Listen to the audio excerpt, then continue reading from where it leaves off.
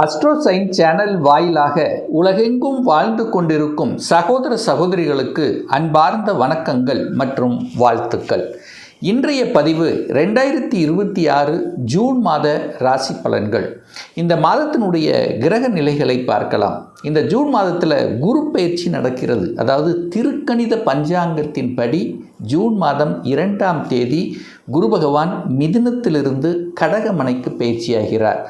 வாக்கிய பஞ்சாங்கத்தின்படி ஒரு வாரத்துக்கு முன்னே, அதாவது மே மாதம் 26ஆம் தேதி பயிற்சியாகிறது. செவ்வாய் பகவான் இந்த மாதம் மேச மனையில் ஆட்சி பலத்தோட வலிமையாக இருக்குது.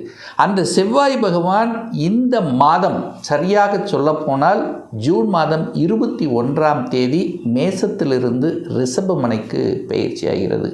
அதே போல் சுக்கிர பகவான் இப்போ மிதுன மனையில் வீற்றிருக்கார். மிதுனத்திலிருந்து கடக மனைக்கு பயிற்சியாகிறது ஜூன் மாதம் 8ஆம் தேதி அன்று.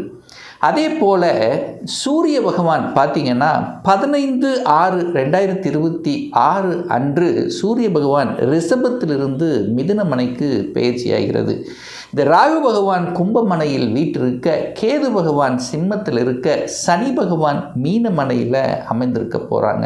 ஸோ இந்த கிரக அமைப்புகளை வைத்துக்கொண்டு இந்த ஜூன் மாதம் என்ன மாதிரியான பலன்கள், சாதகம் என்ன, பாதகம் என்ன, எதை செய்யலாம், எதை செய்யக்கூடாது, இந்த மாதத்தில் என்ன மாதிரியான தெய்வ வழிபாடு உகந்தது என்பதை பற்றி இந்த பதிவில் நம்ம டீட்டெயிலாக பார்க்க போகிறோம்.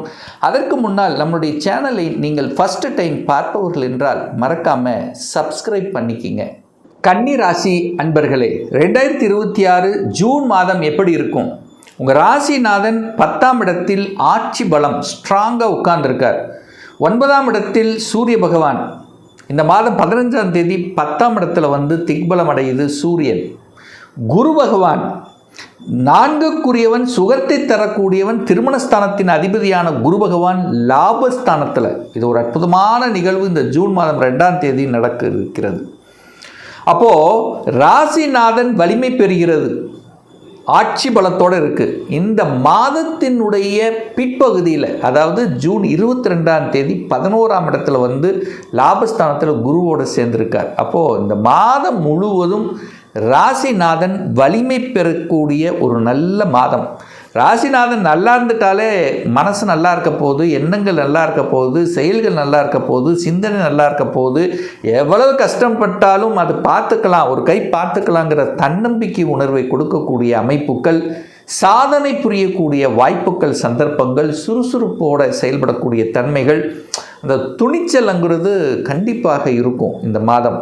தகவல் தொடர்பு துறையில் ஜொலிக்கக்கூடிய, கம்யூனிகேஷன் சார்ந்த விஷயத்தில் சில நல்லவைகள் நடக்கக்கூடிய ஒரு நல்ல மாதம் இந்த கன்னி ராசி அன்பர்களுக்கு. 2ஆம் அதிபதி, அதாவது தனஸ்தானத்தின் அதிபதி, தனம், குடும்பம், வாக்குஸ்தானத்தின் அதிபதி யாருன்னா சுக்கிரன். அந்த சுக்கிரன் இப்போ 10ஆம் இடத்தில் உட்கார்ந்துருக்கார்.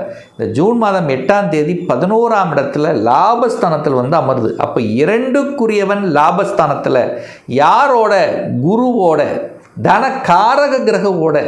தனஸ்தானத்தின் அதிபதியான சுக்கிர பகவான் தனகாரக கிரகமான குருவோட இணைந்து லாபஸ்தானத்தில் இருக்கக்கூடிய ஒரு அற்புதமான ஒரு காலகட்டம் இந்த கன்னிராசி என்பவர்களுக்கு. அப்போ பொருளாதார முன்னேற்றம் கண்டிப்பாக கொடுக்கும். பொருளாதார வளர்ச்சியை நோக்கி செயல்படக்கூடிய அத்தனை விஷயங்களும் பாசிட்டிவாக இருக்கும். இது வரைக்கும் எப்படி இருந்ததோ, எப்படி இருந்ததுன்னு தெரியாமல் இருந்திருந்தால் கூட இந்த ஜூன் மாதத்தில் தன்னம்பிக்கை கிடைக்கும், பொருளாதார உயர்வு கொடுக்கும், அதுக்குண்டான அந்த வாய்ப்புகள் உங்களுக்கு கிடைக்கும். எப்படியாவது பணம் உங்கள் பாக்கெட்டில் நிரப்பும், கொடுத்த பணம் ரிட்டர்ன் வரும். பணத்தால் ஆதாயம், அனுகூலம் அடையக்கூடிய ஒரு நல்ல மாதம் இந்த மாதம் கன்னிராசி என்பவர்களுக்கு. வாக்கு நன்றாக இருக்க போகிறது, பேச்சு நன்றாக இருக்க போகிறது, குடும்பம் நன்றாக இருக்க போகுது. என்ன கொஞ்சம் கோவப்படுவீங்க. ஏன் சார் கோவப்படுவீங்க? செவ்வாய் 8ல் இருக்கார். 8க்குரியவன் 8ஆம் இடத்திலேயே ஆட்சி பலம். அப்போ கோபம் வருமா வராதா? கண்டிப்பாக வரும். இந்த கோபம் மட்டும் கண்ட்ரோல் பண்ணிட்டால் போதும், மற்றபடி வேறு ஒன்றும் இல்லை. எதுக்கு எடுத்தால் கோபம் இல்லைன்னா உங்களை தூண்டுவாங்க, கோபப்பட வைப்பாங்க. பட் அதுக்குள்ளே போய் சிக்கிக்கக்கூடாது. அது மட்டும் ஞாபகத்தில் வைத்து கொண்டாலே போதும் கன்னிராசி என்பர்கள். மற்றபடி தனம், குடும்பம், வாக்கு சார்ந்த விஷயங்கள் நல்லவைகள் நடக்கக்கூடிய ஒரு மாதம். 3ஆம் அதிபதி முயற்சி ஸ்தானத்தின் அதிபதி ஆட்சி பலம். நல்ல தைரியமாக இருப்பீங்க, அதில் ஒன்றும் இல்லை, துணிச்சலோடு இருப்பீங்க. நெகட்டிவ் விஷயத்துக்குள்ளே மட்டும் போகாதீங்க, அவ்வளோதான். கோவப்படாதீங்க, ஆக்ரோஷப்படாதீங்க. மற்றபடி ஸ்பீடு இருக்கும், வேகம் இருக்கும், துணிச்சல் இருக்கும், இதெல்லாமே இருக்கும். பட் சகோதரர்கள் மூலமாக சண்டையை ஏற்படுத்திக்கக்கூடாது.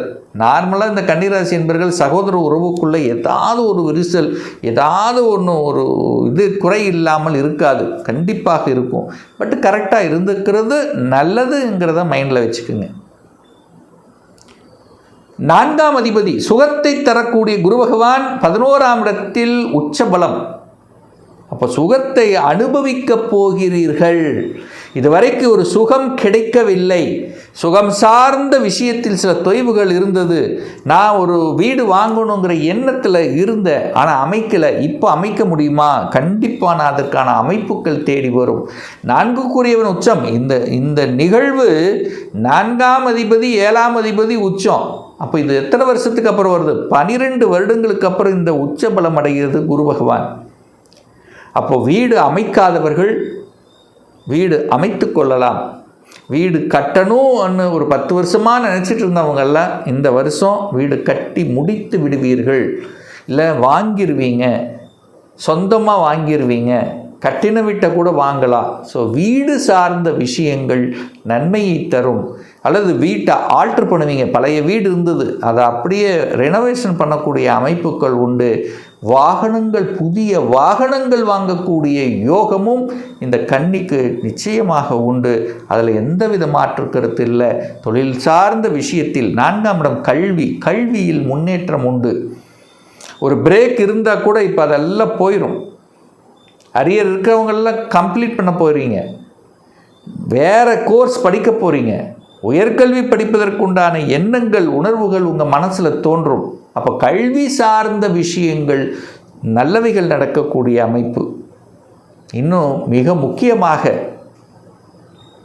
குழந்தை பாக்கியம். 5ஆம் இடம் என்ன? குழந்தை தானே. அந்த குழந்தை பாக்கியம் இல்லாத தம்பதிகளுக்கு குழந்தை பாக்கியம் கண்டிப்பாக உண்டாக்கும். இந்த கோச்சார ரீதியாக ஒரு 2 வருடமாக இல்லை, 3 வருடமாக இல்லை, 5 வருடமாக இல்லை, இந்த மாதிரி குழந்தையை நினைத்து வருத்தப்பட்டு கொண்டிருக்கக்கூடிய கன்னிராசி என்பவர்களுக்கு நற்செய்தி கொடுக்கக்கூடிய அந்த மாதத்தின் தொடக்கம், இந்த ஜூன் மாத தொடக்கம். இந்த ஜூன் மாதத்துக்கு அப்புறம் குழந்தைகளை நினைத்து கஷ்டப்பட்டு கொண்டிருந்தவர்கள் எல்லாம் சரியாக போகிறது. ஏன்னா குரு 5ஆம் இடமான குழந்தை ஸ்தானத்தை பார்க்கிறார், குழந்தை காரக கிரகமான சனி பகவானையும் பார்க்கிறார். அப்போ குழந்தை பாக்கியத்துக்கு பரிபூர்ணமான அந்த தன்மை நிச்சயமாக ஏற்படுத்தும்.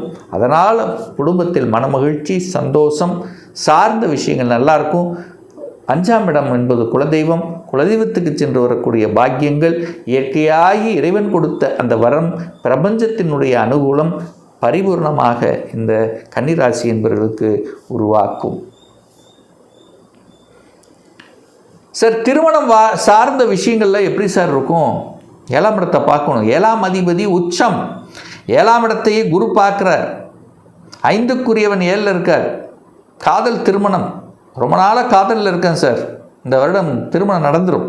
காதல் திருமணம் நடக்கக்கூடிய அமைப்புகள், காதலுக்குள்ளே இறங்கக்கூடிய வாய்ப்புகள், திருமணத்திலிருந்து வந்த தடைகள் அத்தனை விலகப் போகுது. அப்போ ஜாமன் திருமணம் நடக்கக்கூடிய சந்தர்ப்ப சூழ்நிலைகளை நிச்சயமாக கன்னிக்கு உருவாக்கும். அப்போ திருமண தடை இருக்கா? நிச்சயமாக இல்லை. கன்னிராசி என்பவர்களுக்கு திருமணமே வேண்டாம், இசைவு கொடுக்காமல் இருக்கின்றவர்களுக்கெல்லாம் திருமணம் செய்து கொள்ளலாம் என்கின்ற எண்ணங்கள், அல்லது ஏற்கனவே திருமணமாகி டிவோர்ஸ் ஆனவர்கள் எல்லாம் 2ஆம் திருமணம் செய்து கொள்ளக்கூடிய எண்ண உணர்வுகள் கண்டிப்பாக ஏற்படுத்தும். சூரிய பகவான் 9லிருந்து 10க்கு போகிறார். அப்பன் மூலமாக, தகப்பன் மூலமாக சில நல்லவைகள். 10ல் புதன் உட்கார்ந்திருக்கார். மாற்றங்கள் உண்டு. வேலை மாற்றம், உத்தியோக மாற்றம், ஊர் மாற்றம், இடம் மாற்றம், அடிஷ்னலாக ஏதாவது ஏற்கனவே வேலை போகிறீங்க, புதுசாக ஏதாவது ஒன்று செய்யலாம். இந்த மாதிரி நல்ல விஷயங்கள் நடக்கக்கூடிய ஒரு நல்ல காலகட்டமாகத்தான் இந்த கன்னிக்கு அமைய இருக்கிறது. அதுவும் இந்த குரு அற்புதமாக உங்கள் முயற்சி ஸ்தானத்தை பார்த்துடுறார், 5ஆம் இடத்தை பார்த்துடுறார், 7ஆம் இடத்தை பார்க்குறார், லாபஸ்தானத்தில் இருக்குது. லாபம், மனமகிழ்ச்சி, சந்தோஷம், மங்களகரமான விஷயங்கள் நடக்கக்கூடிய அமைப்புகள், அனுகூலங்கள் இந்த கன்னிக்கு நிச்சயமாக உண்டு. இந்த கன்னிராசி என்பவர்கள் உத்திர நட்சத்திரத்தில் பிறந்தவர்களுக்கு அரசு காரியங்களில் வெற்றி, தகப்பன் தொழில் செய்யக்கூடிய யோகம்ங்கிறது உண்டு. அட்மினிஸ்ட்ரேஷன் சார்ந்த விஷயங்கள் சிறப்பு தரும். ஒரு ப்ரமோஷன், இடமாற்றம், உத்தியோகத்தில் சில மாற்றங்கள், உயர் பதவிக்கு செல்வது, இன்க்ரிமெண்ட் கொடுப்பது, இதெல்லாமே நல்லபடியாக நடக்கக்கூடிய ஒரு மாதமாக இந்த கன்னிக்கு அமையும். அடுத்து பார்த்திங்கன்னா சித்திரை நட்சத்திரத்தில் பிறந்தவர்கள். அப்போ அந்த சித்திரை நட்சத்திரத்தில் பிறந்தவர்களுக்கு தான் கொஞ்சம் கோபம், ஆக்ரோஷம் அதிகப்படுத்தும். அந்த கோபம், ஆக்ரோஷத்தை கட்டுப்படுத்தணும். இதுதான் இந்த சித்திரை நட்சத்திரம்னா இந்த மாதம் டக்கு டக்குன்னு கோபம் வரும், அல்லது கோபம் படுற மாதிரி இருக்கும். வேலை செய்கிற இடத்துலையும் மற்ற இடத்துலையும் எதுவும் கோபப்படாமல் இருப்பது நல்லது. நிலத்தின் மூலமாக ஒரு சிலருக்கு அனுகூலம் உண்டு. அதாவது ஒரு வலி கொடுத்து கொண்டிருந்த, அதாவது ஒரு வலி, ஒரு வேதனை, ஒரு மாதிரி இருந்த விஷயங்கள் அதிலிருந்து விடுதலை பெறக்கூடிய அமைப்புங்கிறதும் இந்த சித்திரை நட்சத்திரம் பிறந்தவர்களுக்கு உண்டு. அஸ்த நட்சத்திரத்தில் பிறந்த இந்த கன்னிராசி என்பவர்களுக்கு பார்த்திங்கன்னா லாபங்கள் கொடுக்கும். ஏதாவது ஒன்று செய்யணும், வித்தியாசமாக செய்யணும். ஒரு வேலையில் இருந்தீங்கன்னா அடிஷ்னல் இன்னொரு வேலை பார்க்கணும். குழந்தைகள் கல்வி நன்றாக இருக்க போகிறது. குழந்தைகள் வெளிநாட்டு சென்று படிக்கக்கூடிய யோகம், வீடு வண்டி வாகனங்கள் வாங்கக்கூடிய யோகமெல்லாம் அருமையாக இருக்குது இந்த மாதம் கன்னிராசி அன்பர்களுக்கு. இன்னும் ஒரு துல்லிய பலன் உங்களை பற்றி தெரிஞ்சுக்கணும். 2026 எப்படி இருக்க போகுது? 2026 சொந்த தொழிலா இல்லை வேலையா? சொந்த தொழில்னா எப்போ ஆரம்பிக்கலாம்? வேலையில் எப்போ ப்ரமோஷன் கிடைக்கும்? +2 முடிச்சிட்டேன், எந்த கோர்ஸ் எடுத்து படிக்கலாம்? அதாவது இன்ஜினியர் சார்ந்த வகையில் போகலாமா, இல்லை மெடிக்கல் சார்ந்த விஷயமா? அப்போ இன்ஜினியர்னா கம்ப்யூட்டர் சயின்ஸ் சார்ந்த துறைகளா, இல்லை இசிஇ சம்மந்தப்பட்டதா, மெக்கானிக்கல் சம்மந்தப்பட்டதா? எந்த துறை நம்ம எடுத்து படித்தா நம்மளுடைய ஃப்யூச்சர் நன்றாக இருக்கும்? எப்போ இந்த 2026 திருமணம் நடக்கும்? எப்போ நான் வீடு கட்டுவேன்? எப்போ குழந்தை பாக்கியம் கிடைக்கும்? இது போன்ற கேள்விகளுக்கு துல்லியமான பதிலை நம்மால் கூற முடியும். ஒரு பர்சனல் கன்சல்டேஷன் எடுத்துக்கணும், ஒரு சுய ஜாதகம் பார்க்கணும் என்று விருப்பப்படக்கூடிய அன்பர்கள் டிஸ்பிளே தெரியக்கூடிய நம்பருக்கு வாட்ஸ்அப் மூலியமாகவோ ஃபோன் கால் மூலியமாகவோ தொடர்பு கொண்டு அப்பாயின்மெண்ட் பெற்றுக்கொண்டு நேரடியாகவோ அல்லது ஆன்லைன் மூலமாகவோ கன்சல்டேஷன் எடுத்துக்கலாம். நம்மளுடைய அலுவலகம் கோயம்புத்தூரில் அமைந்துள்ளது. அதாவது கோயம்புத்தூரிலிருந்து மேட்டுப்பாளையம் செல்லும் வழியில் வெள்ளக்கிணர் பிரிவு அன்னபூர்ணா ஹோட்டலுக்கு அருகாமையில் அமைந்துள்ளது. பிரியர் அப்பாயின்மெண்ட் பெற்றுக்கொண்டு நேரடியாக கன்சல்டேஷன் எடுத்துக்கலாம். நிச்சயமாக இந்த பதிவு ஏதாவது ஒரு ரூபத்தில் உங்களுக்கு யூஸ்ஃபுல்லாக இருக்குங்கிறதுல எந்தவித மாற்று கருத்தும் கிடையாது. இந்த ராசி நட்சத்திர நேயர்கள் அனைவரும் வாழ்க வளர்க வளம் பெறுக என்று எனது வாழ்த்தினை தெரிவித்துக் கொண்டு விடைபெறுகிறேன். நன்றி, வணக்கம், வாழ்த்துக்கள்.